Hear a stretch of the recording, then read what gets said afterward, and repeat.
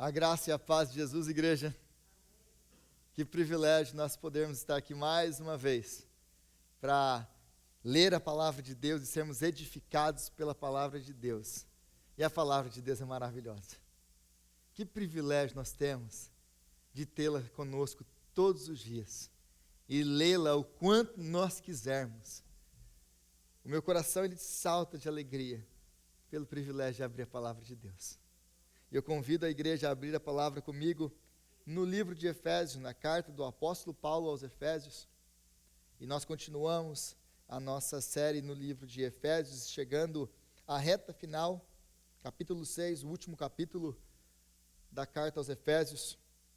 Nós lemos do versículo 1 ao versículo 9.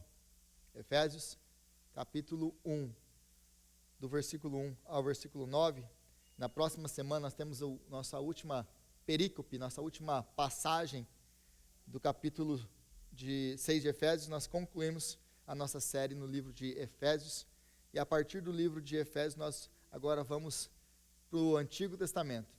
Eu geralmente, a minha área de especialização é o Novo Testamento, tenho a tendência muito maior de pregar no Novo Testamento.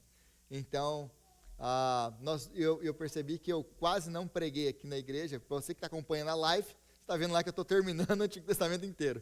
Né? Amo o Antigo Testamento. Então, nós vamos voltar para o Antigo Testamento e nós vamos estudar alguns livros do Antigo Testamento. Mas eu creio que todos acharam Efésios capítulo 6, a partir do versículo 1. E antes de ler, eu convido a igreja mais uma vez a orar ao Senhor. Senhor, nós te bendizemos, ó Pai, com o coração gratos e cheios de alegria, porque a gente tem o privilégio agora de abrir a palavra do Senhor e estudar a palavra do Senhor. E Deus, é um privilégio maravilhoso, é a palavra do Senhor, o Santo de Israel, o Deus Todo-Poderoso. Oh Deus, que presente que é para nós a sua palavra. E agora clamamos a Ti, que o Senhor venha nos dar a mente iluminada, ouvidos abertos, olhos abertos, ó Deus. Um coração que possa entender a palavra do Senhor, e que a palavra do Senhor venha transformar as nossas vidas. Fala conosco agora, Senhor, livra-nos de toda distração, livra-nos, ó Deus, de tirar a nossa mente da sua palavra, que todo pensamento seja levado cativo a Cristo agora, em nome de Jesus, amém. Filhos, obedeçam aos seus pais no Senhor, pois isto é justo. Honra o teu pai e a tua mãe, esse é o primeiro mandamento com promessa, para que tudo te corra bem e tenhas longa vida sobre a terra. Pais, não irritem seus filhos, antes criem-nos, segundo a instrução e o conselho do Senhor. Escravos, obedeçam aos seus senhores terrenos com respeito e temor, com sinceridade de coração, como a Cristo. Obedeçam-lhes, não apenas para agradá-los quando eles observam, mas como escravos de Cristo, fazendo de coração a vontade de Deus. Sirvam aos seus senhores de boa vontade, como servindo ao Senhor e não a homens, porque vocês sabem que o Senhor recompensará cada um pelo bem que praticar, seja escravo, seja livre. Vocês, senhores, tratem os seus escravos da mesma forma, não os ameacem, uma vez que vocês sabem que o Senhor deles e de vocês está nos céus, e Ele não faz diferença entre as pessoas. Palavra de Deus. É interessante que nós caminhamos por todo o livro de Efésios, a carta aos Efésios, e nós chegamos agora nessa última sessão do que é o que costumeiramente é chamado pelos teólogos de o código familiar, o código ético da casa, o código doméstico. Então, essa sessão, ela abrange 3 diferentes relacionamentos: o relacionamento entre marido e esposa, pais e filhos, escravos e seus senhores. Hoje nós vamos, como nós já falamos sobre o casamento, nós hoje concluímos com pais e filhos e senhores e seus escravos. Mas Paulo, então, ele já falou sobre algumas coisas na carta que são muito importantes para nós. Se você lembrar do capítulo 4, quando nós expusemos o capítulo 4, você vai lembrar que ele nos chamou a andar dignamente, de forma digna do nosso chamado, de forma digna do Senhor que nós servimos. E ele continuou nos instruindo a abandonar a nossa velha natureza e nos revestir do novo homem. E aí ele concluiu dizendo que nós devemos viver em amor. E aí ele começa agora, nessa sessão, depois de falar, de vivam dignamente do chamado de vocês, vivam em amor, abandonem o velho homem, vivam como filhos da luz. Depois de nos ensinar teologicamente essas verdades, agora ele sai do teórico, ele sai da teologia e ele vai para a prática, porque assim é o apóstolo Paulo. Você sempre vê isso nas cartas paulinas. Ele ensina conceitos teológicos densos e depois ele sai daquilo ali e desce para o chão da casa. Porque a teologia que é abstrata, que é apenas na nossa cabeça, que é conhecimento teológico, teórico, que não transforma a nossa vida, não serve de nada. Ela não serve de nada. Então, depois de falar e glorificar a Deus nos capítulos 1 e 2 ali, e mostrar para nós como que nós éramos escravos do pecado, estávamos mortos em nossos delitos e pecados, ele nos ressuscitou, como que ele, de dois povos, ele fez um, quebrando a barreira de inimizade. Depois o que isso significa para nós teologicamente? Vocês devem andar na luz, como filhos da luz, devem andar em amor, e tudo aquilo que nós já vimos. Agora, depois de toda essa teologia, ele vai transformar tudo isso em prática de vida. Falando então dos relacionamentos familiares, porque é o primeiro lugar que nós vivemos a nossa teologia. Não adianta nada, mais uma vez, você saber tudo de teologia, mas quando chega na sua casa, você não vive a sua teologia. É disso que o apóstolo Paulo está falando aqui. Então ele está aplicando de forma muito clara como que é viver dignamente do Senhor, no nosso relacionamento com a nossa esposa, no nosso relacionamento com os nossos filhos, no nosso relacionamento com os nossos colegas de trabalho, com os nossos chefes, na nossa vida profissional. Então ele sai do abstrato e vai para o concreto. É isso que ele está fazendo aqui. Então o senhorio de Cristo no nosso lar não é uma coisa abstrata. Se você vem para a igreja domingo após domingo, e você escuta uma pregação, escuta um texto, a exposição de um texto bíblico, e isso vira apenas conceito teológico na sua vida e não prático, a advertência da Bíblia para nós é: não sejam apenas ouvintes da palavra, mas praticantes da palavra. Porque a Bíblia não foi nos dada para nos dar conhecimento teológico apenas. Ela nos foi dada para que esse conhecimento teológico se transforme em realidade na nossa vida e transforme a nossa vida, os nossos relacionamentos. Não adianta nada conhecer e não praticar. Então ele vai nos mostrar agora nesses códigos domésticos que a plenitude do Espírito Santo, ela não é uma experiência mística, vazia, teológica, abstrata. Ela é vivida nos nossos relacionamentos dia após dia.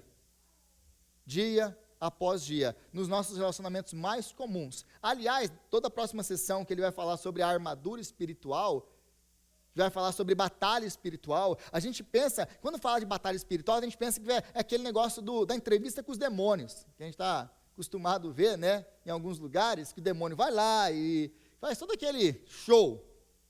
Mas o que ele está falando aqui, dentro do contexto que ele está falando, onde que as maiores batalhas espirituais são travadas? Dentro da casa, é dentro do lar, é no nosso relacionamento com o nosso esposo, com o nosso filho, com os nossos colegas de trabalho, com o nosso patrão. Esse é o contexto desse batalha espiritual. Batalha espiritual é muito diferente daquilo que nós fomos condicionados a ver como batalha espiritual.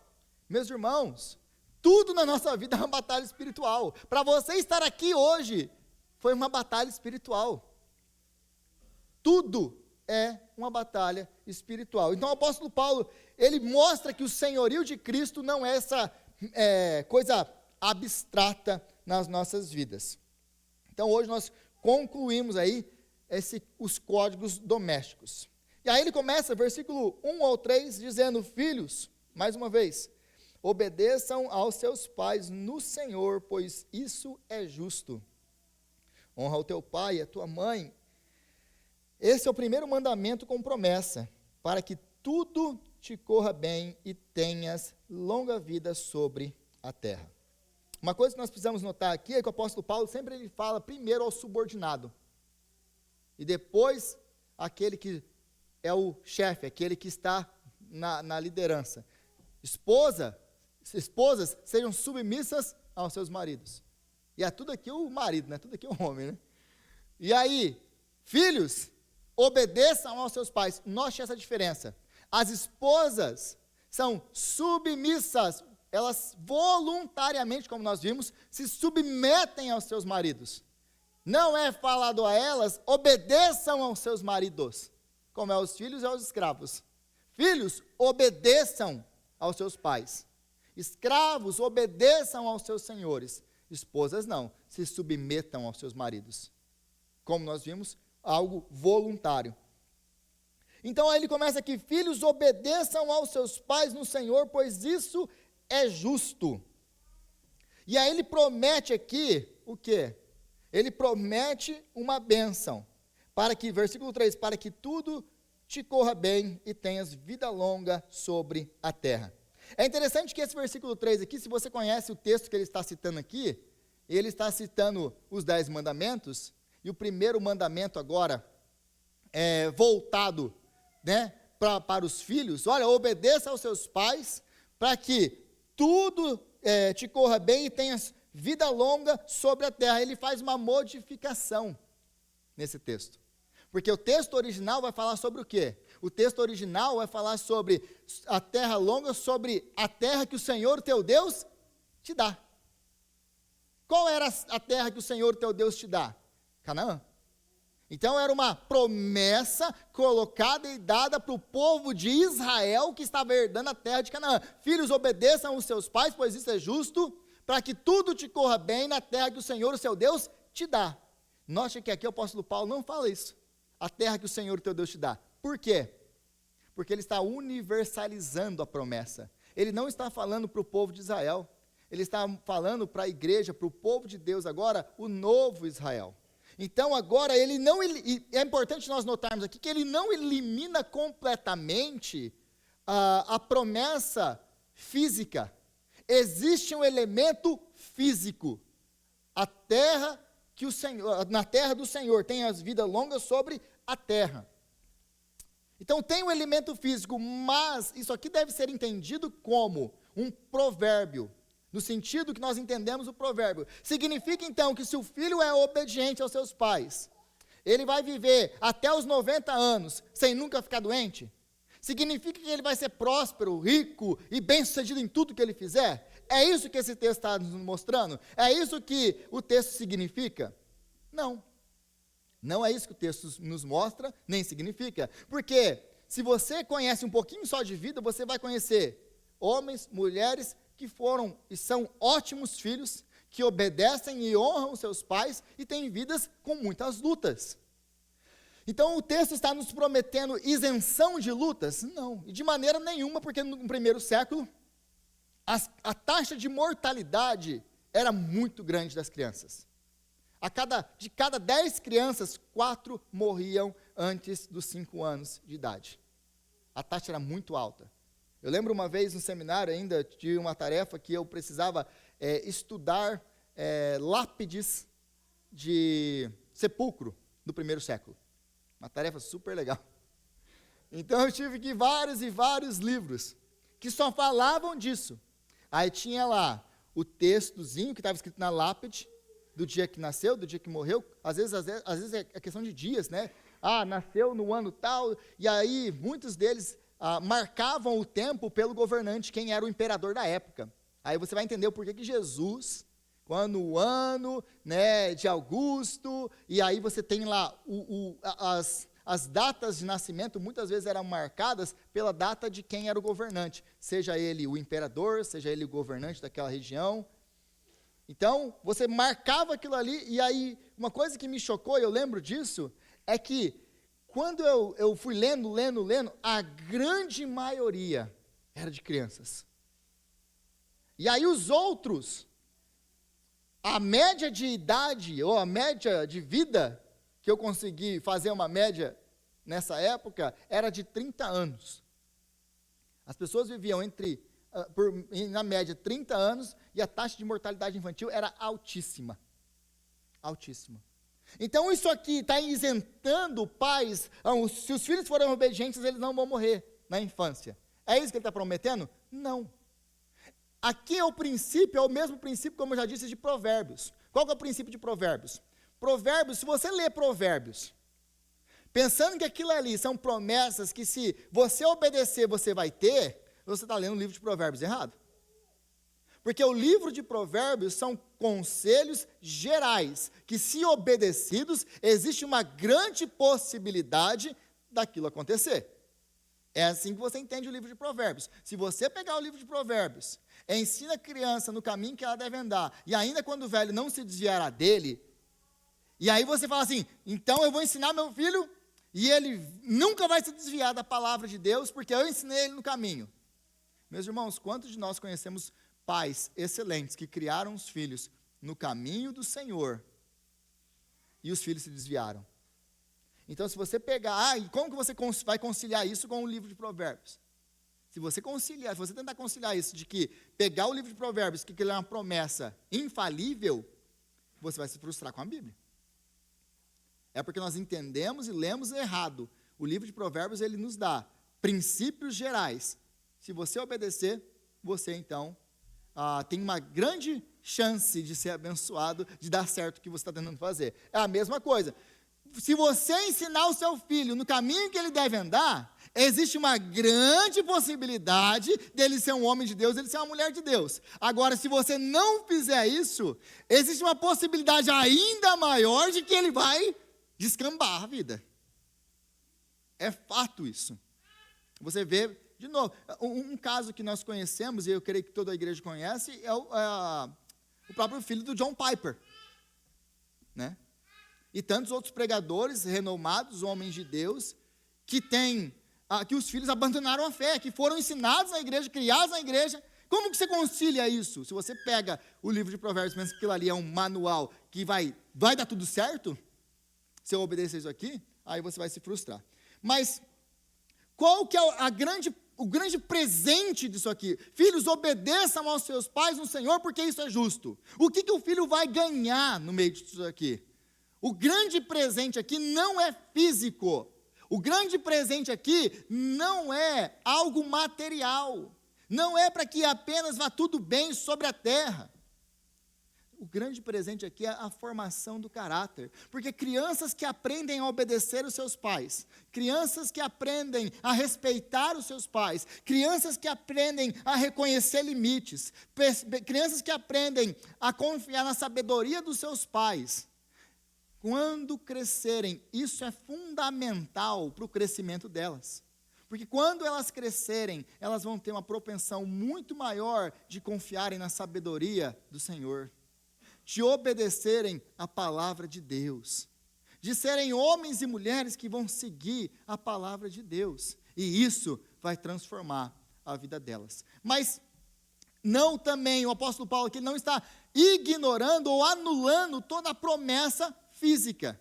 Por quê? Eles vão herdar a terra, eles vão ser abençoados na terra. Dois aspectos. De novo, um princípio geral, que eles vão ser abençoados nesse mundo, mas lembre que nós esperamos um novo céu e uma nova terra. Nós não esperamos uma bênção completamente espiritual. Essa bênção espiritual que nós temos em Cristo Jesus, ela se transforma em bênção terrena. Porque nós habitaremos nessa terra e com o Senhor para sempre. Seja agora, seja no futuro, nós vamos ter vida longa sobre a terra. Pode ser não do jeito que a gente pensa, mas tenhas vida longa sobre a terra. Então é isso que ele está nos mostrando aqui no versículo 1 e 2. E o que nós podemos aprender isso aqui? Que honrar e obedecer aos pais não é algo que nós fazemos para evitar castigo. Porque geralmente a gente obedece aos nossos pais para quê? Para a gente não apanhar. No meu caso foi muito assim. Né? Meu pai era um homem muito rígido, muito duro. Então eu sabia que se eu não obedecesse, eu ia apanhar e ia apanhar muito. Tanto é que quando eu cheguei no exército, aquilo foi brincadeira para mim, porque perto do meu pai, o sargento do exército não era ninguém. Ele era um gatinho. Então, o exército foi uma brisa, foi tranquila. Agora, nós basicamente passamos para os nossos filhos essa mentalidade de que, se você não me obedecer, eu vou te bater. Mas o princípio fundamental é que não que os nossos filhos nos obedeçam, porque senão eles vão ser castigados. Ou o outro lado, né? Se você me obedecer, eu vou te dar alguma coisa. Já perceberam que nós educamos nossos filhos desse jeito? Ou com medo da surra, ou por ganhar alguma coisa. Mas o que Deus está nos ensinando na palavra dele, aqui através do apóstolo Paulo, é que os filhos obedecem aos seus pais, não com medo de surra, e não com a vontade de ganhar alguma coisa. Eles obedecem aos pais como um ato de dedicação, de adoração a Deus. Porque muitas vezes nós limitamos o nosso culto ao Senhor no domingo à noite, quando nós estamos na igreja. O que o apóstolo Paulo está falando aqui é que quando os filhos obedecem aos seus pais como ao Senhor, eles estão na sua casa, cada tarefa cumprida, cada submissão feita de maneira voluntária. Tudo aquilo que nós fazemos dentro da nossa casa em obediência aos nossos pais é um ato de adoração a Deus. Então, quando filhos obedecem aos pais como ao Senhor, eles estão adorando a Deus dentro dos seus lares. E isso, mais uma vez, vai formando o caráter deles. E aí é interessante que no versículo 4 ele diz assim: pais, não irritem seus filhos, antes, criem-nos segundo a instrução e o conselho do Senhor. Agora, para você entender essa afirmação do apóstolo Paulo aqui, ou esse comando do apóstolo Paulo aqui, você precisa entender o contexto do primeiro século, onde o pai, o pater familias, o soberano da casa, ele tinha o domínio absoluto sobre a vida de todas as pessoas dentro da sua casa, da sua esposa, dos seus filhos, dos seus escravos. Aí você vai entender por que o apóstolo Paulo está falando com os homens. Esses homens, eles tinham domínio absoluto na vida dos filhos, das esposas e dos escravos, ao ponto de eles tinham o direito de morte. Eles poderiam matar os membros da família. O filho desrespeitou, bom, isso tem dentro do judaísmo também, porque o filho desrespeitou lá, traz para a porta da cidade, meu filho é um beberrão, desobediente, pedra no moleque. Né? Então, o que está mostrando aqui é que no contexto do primeiro século, isso aqui que ele está falando, pais, não irritem os seus filhos, é insano. O que o apóstolo Paulo está falando. É completamente contra a cultura.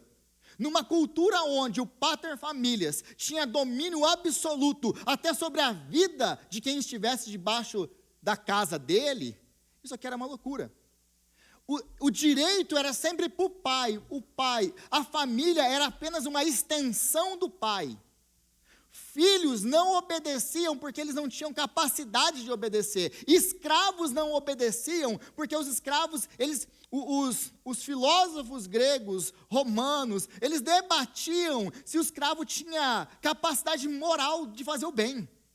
Porque na cabeça deles, os escravos só podiam fazer o mal. Eles eram pessoas incapazes até de compreender qualquer coisa. É chocante o que o apóstolo Paulo está fazendo aqui. É contracultural o que ele está fazendo aqui. Ele está dando voz aos filhos. Ele está dando voz aos escravos. Ele está dando voz às esposas. Falando que eles não são apenas uma extensão do pater familias, do patriarca da casa. Eles são agentes morais que responderão diante de Deus por suas ações e são capazes de ouvir e obedecer os comandos do Senhor.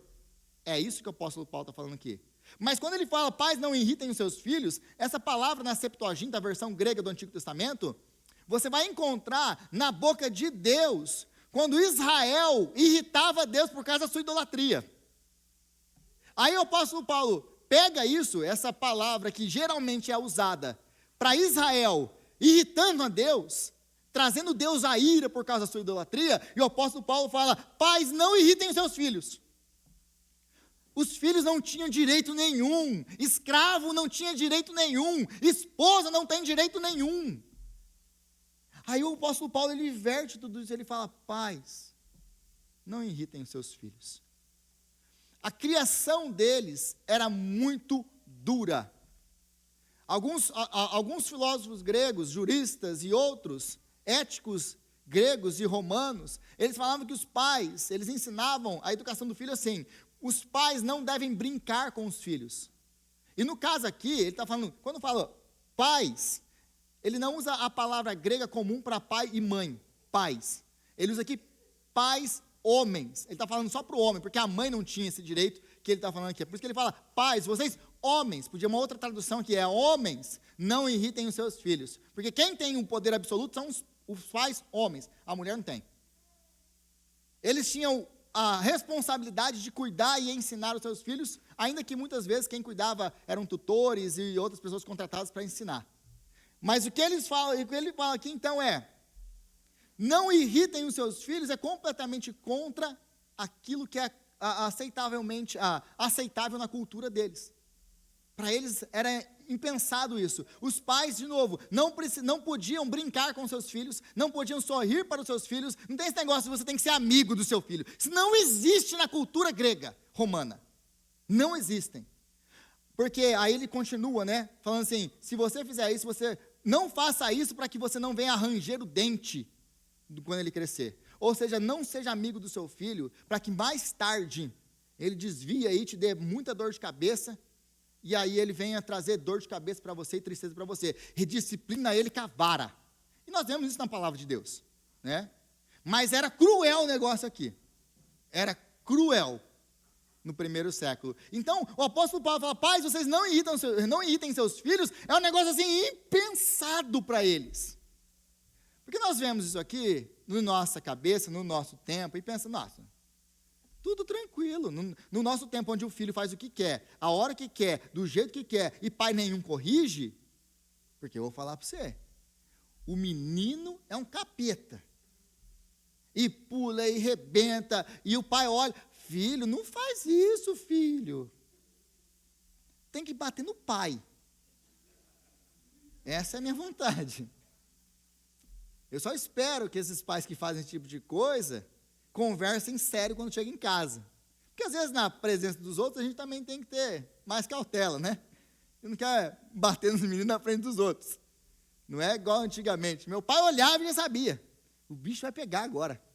Não tem boca. E meu pai batia por qualquer coisa. Deu ruim na escola, vou apanhar. Meu pai ia para a escola todo mês. Não era quando tinha boletim, não. Era pelo menos uma vez por mês. Ele ia para a escola, para conversar com a minha professora e do meu irmão, para saber como estava o Rodrigo na escola. Meus irmãos, meu pai morreu, eu estava na 5ª série. Até a 5ª série eu fui o melhor aluno que se podia ser naquela escola, por causa do medo que eu tinha do meu pai. O meu irmão, ele não está assistindo, mas um dia, se ele assistir isso aqui, meu irmão tinha uma surra garantida todo mês. Porque ele apanhava, não aprendia. Eu só de ver ele apanhando, já não queria. Está tudo bem, não quero. Então era medo que me conduzia, e me conduziu. Né? Tanto é que quando meu pai morreu, eu estava na 5ª série, eu quase reprovei a 5ª série. Descambei para o outro lado. Né? Mas, o que o apóstolo Paulo está falando aqui para eles, olha, vocês não irritem os seus filhos, ou seja, tratem eles, tem que ter um balanço aqui. Não provoquem os seus filhos a ira. Porque se você provocar os seus filhos a ira, você está sendo contraproducente. Você está fazendo o oposto, que é criar o seu filho na admoestação do Senhor. E em vez de trazer o seu filho para mais perto de Deus, você vai afastá-lo de Deus. Você está trabalhando contra o seu trabalho de criar os seus filhos de maneira que glorifica a Deus. Então, o que o apóstolo Paulo está nos ensinando aqui sobre criação de filhos é que existe um balanço entre a severidade excessiva e a negligência permissiva, porque é esses dois opostos, não é?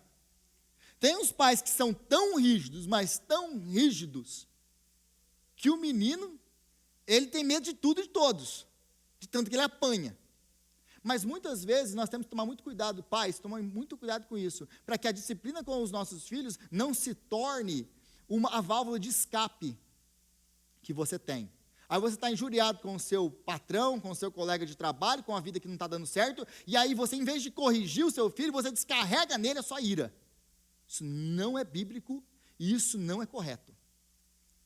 É a severidade excessiva. Por um outro lado, aí nós temos aquele pai, aquela mãe, meu filho, não faz isso, já te falei para não pular de cima do sofá, na cama, e quando está na casa dos outros. Ah, já te falei, meu filho, para não subir aí na igreja e fazer um rebenta aí na igreja. E aí, mas deixa o menino fazer o que quer. Aí tem os dois opostos. O pai que bate, que arrebenta o menino, e tem o pai que não faz nada. O que a Bíblia está nos chamando? Ele está falando assim, o apóstolo Paulo está falando assim, tanto um quanto o outro está errado. Nós temos que ser pais que educam com firmeza e com rigidez, mas com amor e mansidão ao mesmo tempo. Nós não fazemos isso com ira, nós não fazemos isso para poder corrigir os nossos filhos descarregando a nossa ira nele. Não. O nosso desejo é que o nosso filho cresça. Nós estamos corrigindo para que ele venha aprender a temer o Senhor, para que ele venha entender que a sabedoria que nós temos é maior do que a dele, para que ele confie em nós, para que ele cresça no conhecimento do Senhor e ande de maneira que agrade a Deus, para que ele entenda que aquilo que nós estamos ensinando para ele é o melhor para ele, porque é isso que o Senhor nos ensina. Mais uma vez, criando o caráter nos nossos filhos. Porque também tem isso, né? Se você rebenta com o seu filho, você vai produzir de novo a amargura nele e vai afastá-lo de Deus. Se você é negligente com o seu filho, porque tem muito disso nessa época agora, que já estou cansado de escutar isso também. Ah, não, nós temos que dar uma autonomia para os nossos filhos. Nós temos que deixar a criança ser a criança. Aí, nesse papinho, eu vou negligenciando o meu trabalho de pai, porque eu quero ser amigo do meu filho. Ah, você não tem que corrigir o seu filho, você tem que falar palavras de afirmação. Sério. Meus irmãos, olha quantas palavras de afirmação nós temos na palavra de Deus. Se você vem aqui domingo após domingo, você já está acostumado com elas. Tantas promessas de afirmação, que a gente sai até torto daqui. Porque a palavra de Deus, ela é bate, não bate pouco, não. Você quer ver um lugar legal para você apanhar de verdade? Vai para os profetas. Rapaz, ali já dá para apanhar com gosto. Deus nos disciplina. E Ele nos ordena a disciplinar os nossos filhos. E quando necessário, usa a vara. Rodrigo, você não pode falar um negócio desse, nós estamos nessa época que não pode mais bater. Você vai preso. Bom, eu vou preso por causa da minha fé, então, porque isso aqui é preciso que a palavra de Deus, ela fala, nós devemos corrigir os nossos filhos, se necessário com a vara. Nós não espancamos nossos filhos, nós ensinamos os nossos filhos. Eu apanhei bastante, né? Estou vivo. Nunca fez mal para mim. Aí ele pula agora, do código doméstico do pai para o filho, agora do escravo para o seu senhor. E aí, versículo 5, então, escravos obedeçam aos seus senhores terrenos. Isso aqui é muito importantinho. A gente passa pela Bíblia às vezes muito rápido, mas note aqui, escravos obedeçam aos seus filhos, aos seus senhores terrenos, com respeito e temor, com sinceridade de coração, como a Cristo. Então, mais uma vez, a escravidão no primeiro século era completamente diferente do que nós imaginamos e aprendemos sobre escravidão. A escravidão nas Américas, ela é uma escravidão por raça. pegaram os africanos, trouxeram para cá, você é negro, então você não tem alma, você é estúpido, você não sabe pensar, e você é um escravo agora.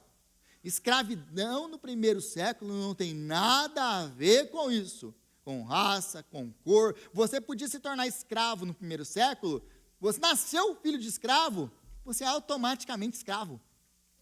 Você se endividou demais, não tem dinheiro para pagar sua dívida, você vira escravo. Você foi sequestrado por piratas ou por alguém, o exemplo bíblico disso, José. Os próprios irmãos pegaram o cidadão e venderam ele. Então, você podia virar escravo se os seus irmãos decidissem te vender. Ainda bem que não tem muita gente comprando, né? Pelo menos aqui que a gente conhece, não tem, né? Senão, o que tinha de irmão sendo vendido não é brincadeira. Aí os irmãos legais de José venderam ele. Então você podia ser escravo por vários motivos. Você podia acordar livre e de repente virar escravo. Então você não é escravo por causa de raça, de cor, nada disso. E escravos também não se delimitava ao trabalho braçal. Nós tínhamos até governadores que eram escravos. O cara é governador e é um escravo. Médicos, escritores, professores, filósofos, escravos. Escravidão no primeiro século não tem nada a ver com escravidão que nós vivemos, que nós vimos, ou que nós aprendemos, né? É completamente diferente. Paulo, então, existe quase que uma mágoa aqui com o apóstolo Paulo.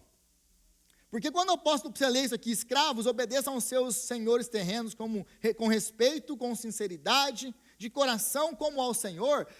As pessoas, elas pegam isso aqui, os mais críticos da Bíblia, e falam, o apóstolo Paulo está endossando aqui a escravidão. Meus irmãos, vamos colocar no contexto de novo. Que tipo de poder político o apóstolo Paulo tem? Que tipo de poder político a igreja tem? Zero.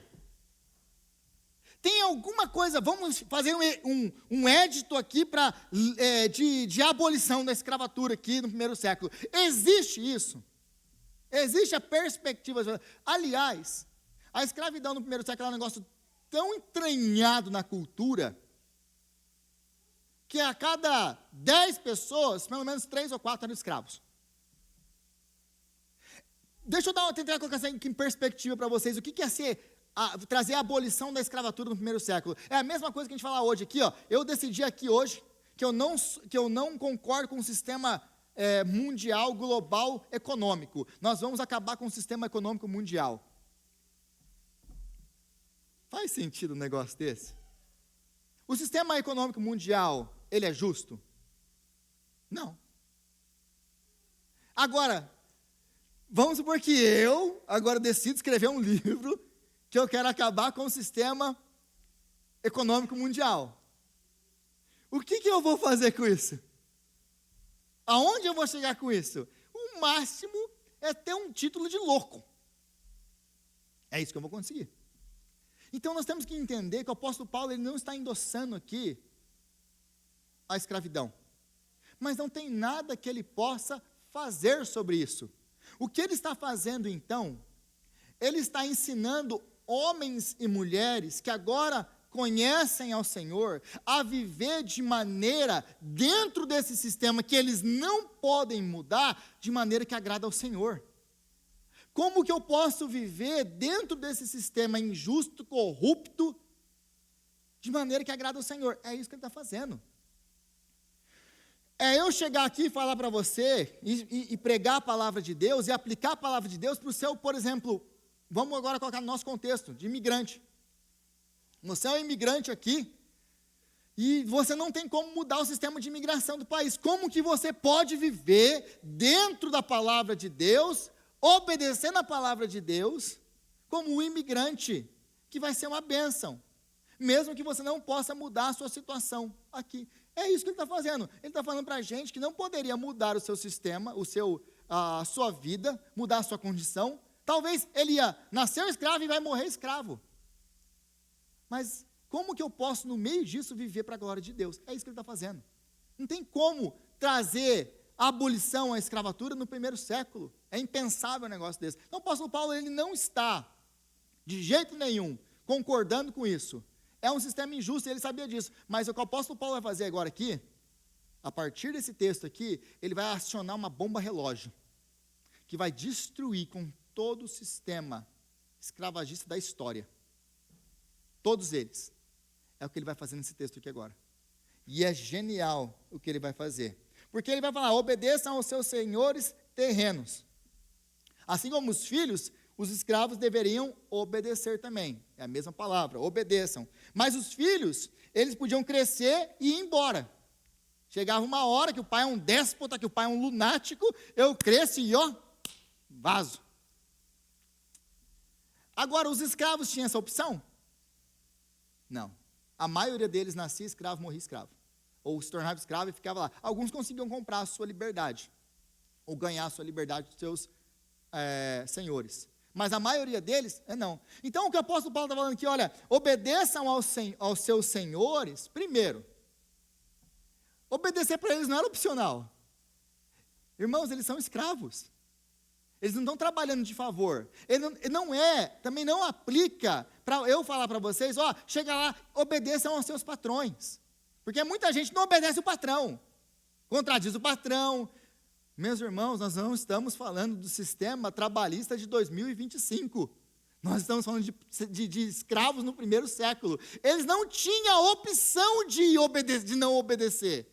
Mas o que o apóstolo Paulo está falando aqui, então, não é o que eles vão fazer, se eles vão obedecer ou não. Eles vão obedecer. Mas o que o apóstolo Paulo está falando aqui é como eles vão obedecer. Porque ele não manda apenas eles obedecerem. Existe uma qualificação de como obedecer aqui o Senhor. E aí ele fala, os senhores terrenos. E por que essa expressãozinha aqui é importante? Porque ele coloca os senhores na qualidade de senhores como eles são, terrenos. E isso é muito importante, por quê? Porque ele coloca esses senhores na esfera do temporário. Ele coloca esses senhores na esfera do passageiro. Aquilo que pertence a esse século.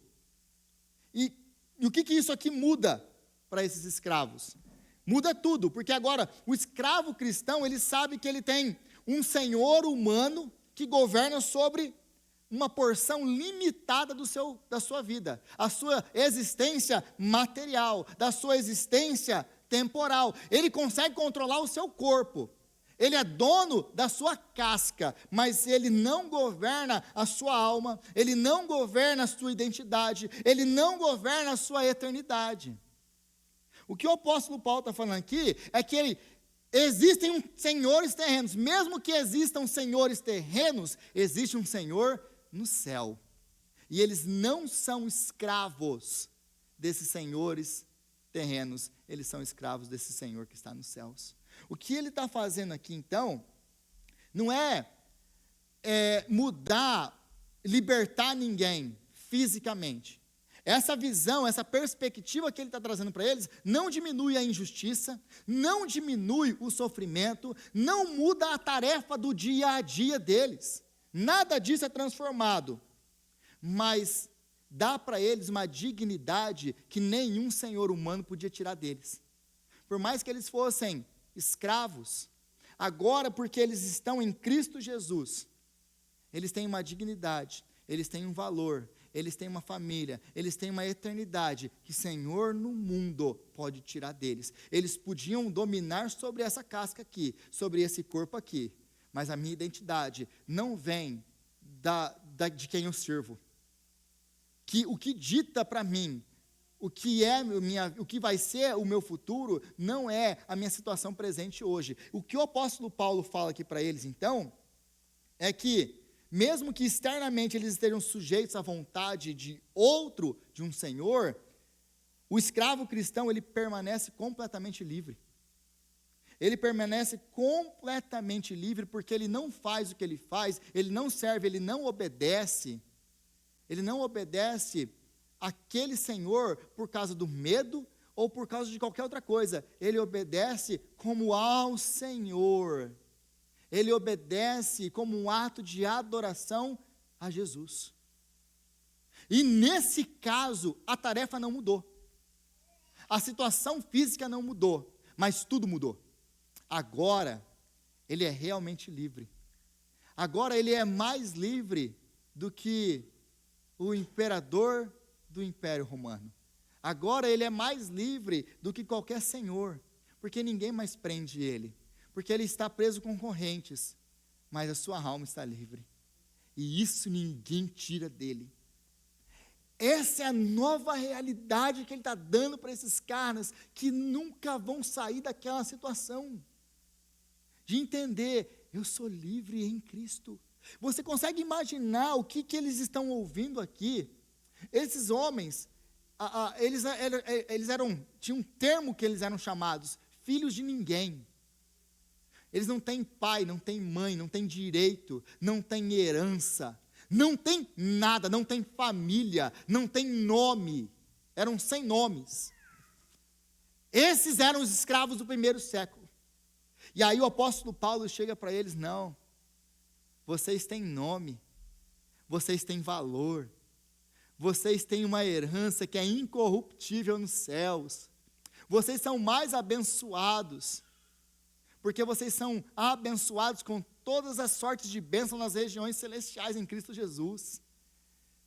Meus irmãos, você tem noção do poder que isso tinha para esses escravos? Para viver essa vida miserável. Alguns escritores do primeiro século falavam que o escravo, e dependendo da situação do escravo, dependendo do trabalho do escravo, era a morte viva. Ele estava morto, mas ele estava vivo. Ele não tinha nada, valor nenhum, prazer nenhum. Ele era um bicho andando como um humano. Era isso que eles eram. Esses eram os escravos do primeiro século. Aí o apóstolo Paulo, ele chega com isso. Obedeçam ao Senhor, mas não obedeçam com medo do chicote. Não obedeçam com medo de o que eles vão fazer com você. Porque se eles não obedecessem, os seus senhores podiam vender eles. E muitos deles tinham famílias ali, dentro, casava, tinha filho, porque para os seus senhores era bom isso. É igual você cria cachorro de raça, aí você tem um monte de filhotes daquele cachorro para vender os cachorros. É a mesma coisa, é mercadoria. Alguns filósofos gregos falavam que o escravo era uma ferramenta viva. É uma ferramenta, não tem alma. Então era isso a vida deles. E aí, com medo de ser separado da sua esposa, separado dos seus filhos, que não eram filhos dele, é claro, eles obedeciam. Aqueles que não tinham nada disso, apanhavam. Então, é assim que ele chama para a obediência. Mas não é apenas obedecer, porque o apóstolo Paulo fala assim, mas não obedece apenas obedecer. Ele vai qualificar essa obediência. É uma obediência, se você perceber aqui, escravos obedeçam aos seus senhores terrenos com respeito e temor, com sinceridade de coração, como a Cristo. Então, obedeçam com sinceridade de coração. Aí depois, versículo 6, obedeçam-lhes, não apenas quando estiverem te observando ou olhando, mas como escravos de Cristo, fazendo de coração a vontade de Deus. Então ele vai falar para eles, olha, vocês têm que obedecer, e não é apenas obedecer de qualquer jeito, não. Lembra é de coração, é de bom coração? Vai fazer de bom coração ou de coração ruim? Aí o apóstolo Paulo fala, não, é de bom coração. Mas isso aqui também é insano.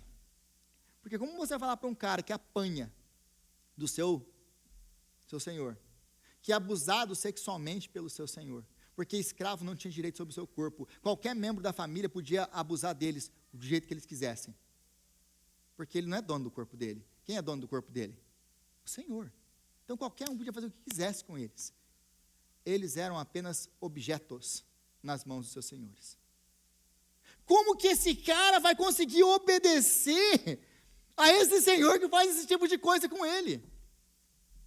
É só se ele estiver em Cristo Jesus. E aí ele vai ser transformado. E agora, a lealdade a Cristo vai redefinir as obrigações terrenas dele. O escravo, não vai servir ao seu senhor, ele vai servir e agradar a Cristo através da sua obediência. E aqui nós temos um paradoxo que é libertador para esse escravo. Por quê? Porque ao servir aqui ao Senhor dele como escravo de Cristo, o escravo humano ele vai encontrar essa verdadeira liberdade. Que ele vai fazer tudo o que ele vai fazer para a glória de Deus. Eu vou fazer o meu melhor, mas não é porque o meu patrão merece, porque ele não merece. Porque o meu Senhor merece, porque ele não merece. Eu vou fazer o meu melhor, porque o meu melhor é um ato de adoração ao meu Jesus que me salvou. Ao meu Jesus que me deu uma família, ao meu Jesus que me tirou dessa miséria de vida. E aliás, sabe qual que era a grande esperança desses homens, dessas mulheres? Não era ter uma vida transformada aqui e agora, porque eles não tinham essa possibilidade nem esperança. Sabe qual que é a esperança deles? A ressurreição. Porque eles sabiam que no dia que eles ressuscitassem, eles herdariam a terra, e aqui eles seriam livres e nunca mais escravos, porque Cristo nos libertou para sermos realmente livres. Eles sabiam disso. E isso movia essas pessoas a viver vidas que você não tem noção do que eles passavam, mas com alegria no Senhor. E aí eles obedeciam, e aqueles homens, e qual que é o propósito disso? O propósito disso é que aqueles escravos, obedecendo aqueles senhores, de coração, com sinceridade, com amor, oferecendo o seu melhor serviço, aquilo era para eles, para aqueles patriarcas, para aqueles homens, para a sociedade, uma loucura, porque os escravos, nas comédias gregas, os escravos eram retratados como trapaceiros, mentirosos, corpo mole, que só trabalhavam quando o Senhor estava olhando. Nada do que acontece hoje, certo? O patrão entra, o patrão está na obra, o gás acontece. O patrão sai da obra, aí a gente para, a gente relaxa. Nada, mas não acontece no século 21, é só no primeiro século, gente. Se é para aplicar, vamos aplicar para agora. Não, o apóstolo Paulo fala, não é assim que nós fazemos. O nosso trabalho tem que ser um trabalho que seja no turno da noite, quando ninguém está vendo, ou no turno da manhã, quando o seu patrão está do seu lado, você vai fazer o seu melhor, porque você não trabalha para o seu patrão, você trabalha para Cristo. O seu trabalho, assim como os filhos obedecem para a glória de Cristo, assim também os servos. Aí aqueles servos que era acreditado que eles eram apenas trapaceiros, corpo mole, que não tinham nem capacidade moral de fazer o bem, agora eles começavam a fazer o bem. O que eles estão fazendo? O que eles estão ensinando? Eles estão ensinando esses senhores, esses patrões, esses donos, que existe uma coisa diferente em você. O que é esse negócio diferente em você? Isso trazia, então, glória para o nome de Deus. Porque agora eles não serviam mais a eles. Aí o escravo, porque quando perguntado, ele falava, por que você está trabalhando tanto assim? Você nunca foi assim? Sempre foi um preguiçoso? O que aconteceu com você? Eu encontrei Cristo. E eu entendi que eu não posso mais fazer o que eu fazia antes. Isso servia de testemunho. E muitas dessas vezes, os patrões eram convertidos pelo testemunho dos seus escravos. E aí, isso também criava um problemaço na igreja. Porque agora, lembre-se que o apóstolo Paulo está escrevendo para uma igreja, como nós aqui, patrões, empregados. Mas a diferença de patrões e empregados é que agora, olha a bomba relógio. Aí você, o patrão e empregado, chega aqui, e amanhã ele tem que trabalhar. Como que eu vou chicotear alguém que eu tomei ceia na noite passada? Como que eu vou chicotear alguém que tem mais dons espirituais que eu e que, aliás, estava pregando ontem à noite? Agora de manhã não tem como eu bater nele. Está vendo como o apóstolo Paulo ele vai corroendo todo o sistema de dentro para fora? Porque se eles vão obedecer da maneira que o apóstolo Paulo está falando aqui, se os patrões vão obedecer como ele está ordenando aqui, e se os empregados vão obedecer ao apóstolo Paulo aqui, obedecendo aos seus senhores, ele não está indo contra nada do que a sociedade tinha como padrão, ele não está indo contra nada daquilo, ao mesmo tempo, ele não está mantendo aquele escravo naquela mesma situação. Você consegue entender o poder disso? É só quando a gente entende do que ele está falando aqui, então. Agora, aplicando para as nossas vidas, Como que você tem trabalhado? Você tem trabalhado para agradar a Deus ou para agradar homens?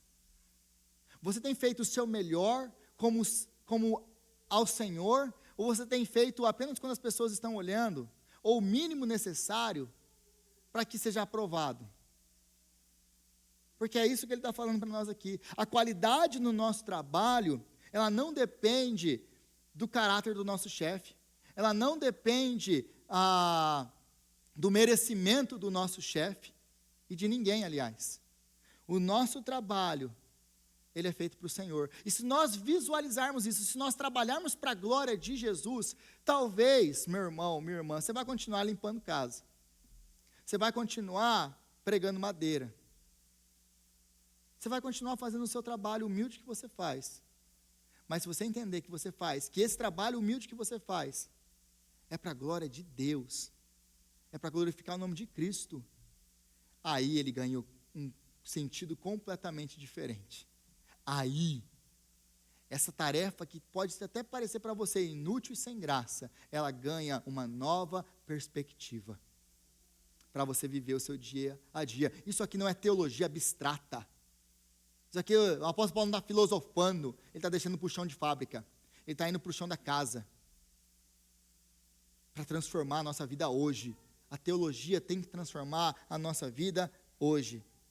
Então, tudo o que nós fazemos, se nós fazemos para a glória de Deus, ganha propósito e dignidade eterna.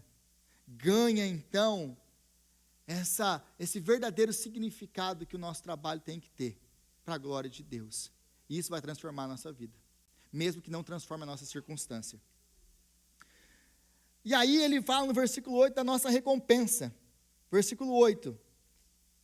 Porque vocês sabem que o Senhor recompensará cada um pelo bem que praticar, seja escravo, seja livre. E aqui é interessante porque nós podemos tirar uma lição muito preciosa e importante para nós. Porque muitas vezes nós trabalhamos, especialmente na igreja agora, pensando em igreja, muitas vezes nós trabalhamos dentro da igreja e nós não ganhamos nenhum obrigado das pessoas. Muitas vezes até mesmo eu, como pastor da igreja, falho em reconhecer o seu trabalho. E eu deixo de te agradecer você pelo seu trabalho. Muitas vezes nós nos desanimamos porque aquela criança que está ouvindo você ensinar ela, vai embora e talvez daqui uns anos ela nem lembre mais do seu nome, que ensinou e se dedicou a ensinar a palavra de Deus. Talvez você fique desanimado porque você chega aqui na igreja 3 horas da tarde, enquanto ninguém está aqui, para arrumar cadeira, para arrumar som, para colocar o computador no lugar, para arrumar a mídia, para poder gravar isso aqui tudo, para fazer o culto acontecer. E ninguém está vendo você. É você e Deus. E ninguém reconhece, ninguém agradece. E aí você começa a desanimar, fala, cara, para que eu estou fazendo isso? E eu sei que é assim, nós somos seres humanos. Mas o que o apóstolo Paulo está nos ensinando aqui é que mesmo que não tenha ninguém vendo, Deus está vendo. Deus está anotando e Deus vai pagar. Então, se você coloca isso dentro desse contexto, ele está falando, olha, vocês são injustiçados por patrões e senhores ruins que maltratam, que açoitam vocês, mas se vocês trabalharem assim, Deus vai recompensar vocês. Se Deus recompensa assim, homens, mulheres, escravos que trabalham para os seus patrões, que são injustiçados lá, que não recebem o que deveriam, que não recebem nenhum tipo de gratidão, de reconhecimento. Se Deus recompensa esses, quanto mais Ele não vai recompensar os seus filhos que trabalham para a glória dEle, com entusiasmo, com zelo, com amor, mesmo que ninguém reconheça o que você faz. Deus sabe, Deus vê, Deus vai te recompensar. Mesmo sabendo que a maior recompensa que você tem é Cristo. Mesmo que Deus não nos desse mais nada, Ele já nos deu Cristo, e Cristo é suficiente. Cristo deveria ser suficiente para nos fazer trabalhar com entusiasmo, mas Ele ainda fala, Deus vai recompensar. se ele vai recompensar, sim, até mesmo escravos que trabalham para esses patrões, quanto mais os filhos de Deus, que trabalham com tanto entusiasmo na casa dele. E eu vejo isso nessa igreja, quando eu vejo um irmão, uma irmã chegando aqui, até mesmo antes de mim, e chegando aqui, e quando eu chego aqui as coisas já estão acontecendo, o louvor já está ensaiando, a galera do som já está lá, a galera da mídia está trabalhando, gente na porta esperando para receber, gente em casa preparando lanche. Isso já está acontecendo antes mesmo de eu chegar aqui. E muitas vezes você vai embora e nem obrigado a gente te dá. Mas não se esqueça disso. Deus, Ele sabe. E nós trabalhamos para a glória dEle e para o louvor dEle. Então o apóstolo Paulo é só nessa bomba relógio aí, que vai destruir, vai corroer todo o sistema de dentro para fora. Essa perspectiva, então, ela simultaneamente, ela sustenta a obediência exigida pela lei romana, ao mesmo tempo que ela corrói os seus fundamentos. Porque ele não fala, desobedeçam, o sistema de escravidão é injusto, ele não fala nada disso. Ele fala, obedeçam, mas não obedeçam como o sistema manda vocês obedecerem.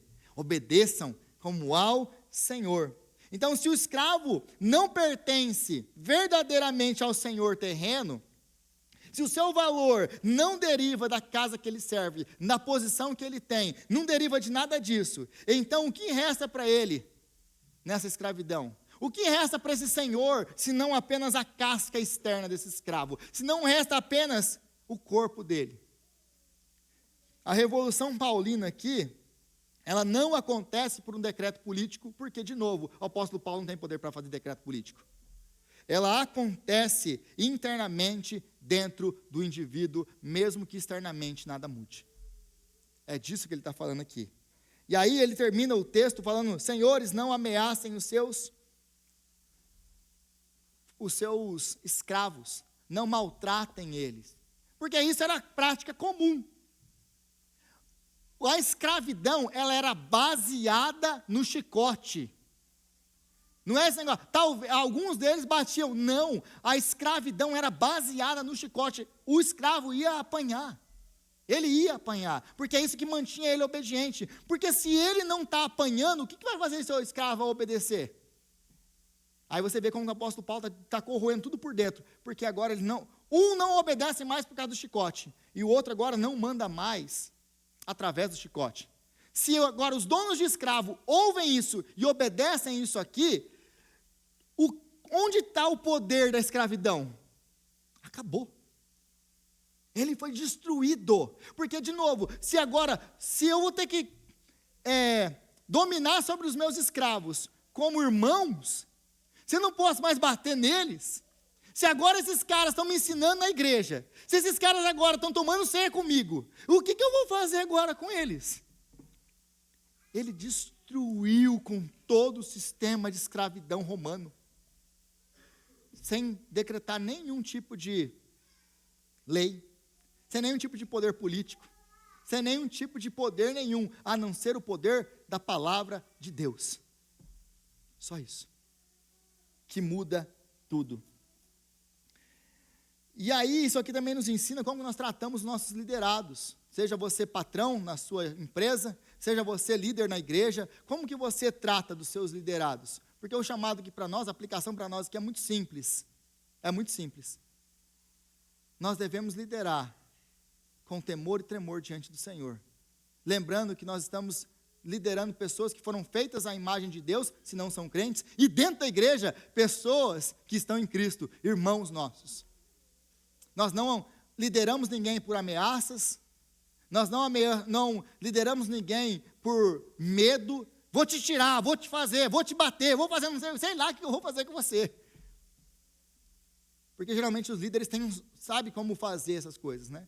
Não, nós lideramos pelo exemplo, nós lideramos de maneira como Jesus lidera, uma liderança servil, nós lideramos servindo as pessoas. Porque o maior líder da história, aquele que dividiu a história, ele não tinha poder nenhum político. Que tipo de poder político Jesus tinha? Que tipo de riqueza Jesus tinha? Jesus tinha algum dinheiro? que tipo de influência Jesus tinha no império, que ele podia mudar alguma coisa no sentido físico, de declaração. Ele é um rei. Poder que ele tem? Nenhum. Então ele não tinha nada disso que nós valorizamos. Ele não tinha escolaridade nenhuma, ele não tinha dinheiro nenhum, ele não tinha poder político nenhum. Ele não tinha nada do que nós pensamos que nós precisamos ter para poder liderar. Mas ele foi o maior líder da história da humanidade. Porque sem nenhum tipo de poder, ainda hoje, tem pessoas que se submetem a ele, vindo para a igreja no domingo à noite e escutar um pastor para falar sobre ele no domingo à noite. Ainda hoje tem pessoas, irmãos e irmãs nossos, em outros lados do mundo, morrendo por causa dele. Ele é aquele que dividiu a história em dois. Ele é aquele que nós, até hoje, nos submetemos. O que ele fez para fazer tudo isso? Como que ele conseguiu fazer tudo isso? Servindo. Ele não tinha dinheiro, ele não tinha poder político, ele não tinha nenhum tipo de educação formal, ele não tinha beleza nenhuma que nos atraísse, nada do que nós valorizamos Jesus tinha. O que ele fez então para se tornar o maior líder da história? Aquilo que eu e você podemos fazer: servir. Para servir, você não precisa de um diploma, você não precisa de dinheiro, você não precisa de poder político, você não precisa de uma posição, você precisa ter vontade. É só isso. E é isso que Jesus fez, serviu e se tornou o maior líder da história. Mas não apenas isso, porque nós pensamos que o apóstolo Paulo está falando sobre pais e filhos aqui. Nós pensamos que o apóstolo Paulo está falando sobre escravos e seus senhores aqui. Ele não está falando disso.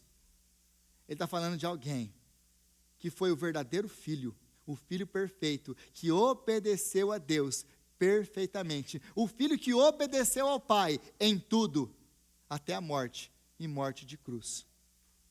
A lei romana dava aos pais o direito de morte, que raramente, no período imperial, era executado.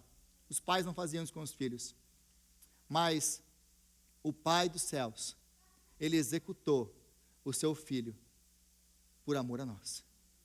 Mas ele não executou como um pai déspota, que agarrou seu filho e falou: eu vou te matar. Não. O filho ofereceu-se a si mesmo para morrer no nosso lugar. Pai, e essa obediência nós podemos ver nos evangelhos, desde a juventude de Jesus, quando Jesus está no templo. E aí os pais preocupados chegam, José e Maria: filho, o que você está fazendo? Você não nos deixou preocupados. Jesus diz: vocês não sabiam que eu tinha que estar aqui? Mas aí o texto continua em Lucas e fala assim: mas ele foi para casa e lhes era submisso. Ele lhes era obediente. Jesus era obediente aos seus pais terrenos. Aí no dia que ele chegou no jardim do Getsemane, ele pôde dizer: Senhor, afasta de mim esse cálice, mas não seja feita a minha vontade, mas sim a sua. Ele é o exemplo de filho que obedece ao seu pai em tudo, e essa obediência trouxe grande glória para o nome de Deus, e exaltou o nome dele. Mas não apenas isso, porque Jesus é aquele que era o dono de tudo, mas sendo o dono de tudo, ele se fez escravo, e morreu a morte de um escravo, se humilhou como um escravo, foi injustiçado como um escravo, para que através da sua escravidão, nós pudéssemos ser livres. É disso que esse texto está falando de Jesus. E de como Jesus é o cumprimento de tudo isso aqui que nós vimos hoje. Senhor, nós te louvamos, ó Deus, pela sua palavra, que é maravilhosa. Jesus, nós te adoramos, porque tu és o marido perfeito, tu és o filho perfeito, tu és o escravo perfeito. Em todas essas coisas, em todos esses exemplos, o Senhor Jesus nos ensinou a viver uma vida que agrada a Deus, que traz glória para o nome do nosso Deus e exalta o teu santo nome. Obrigado, Jesus. Mas nós te louvamos porque tu és não apenas o exemplo, mas tu és o nosso poder, porque através da sua morte, da sua ressurreição, da sua ascensão, o Espírito Santo nos foi dado, para que agora nós possamos ter o poder para viver o que a tua palavra ensina aqui. Obrigado, Senhor. Louvado seja o teu nome. Obrigado. Nós te adoramos. Nós te adoramos. E em teu nome nós oramos, Jesus. Amém e amém.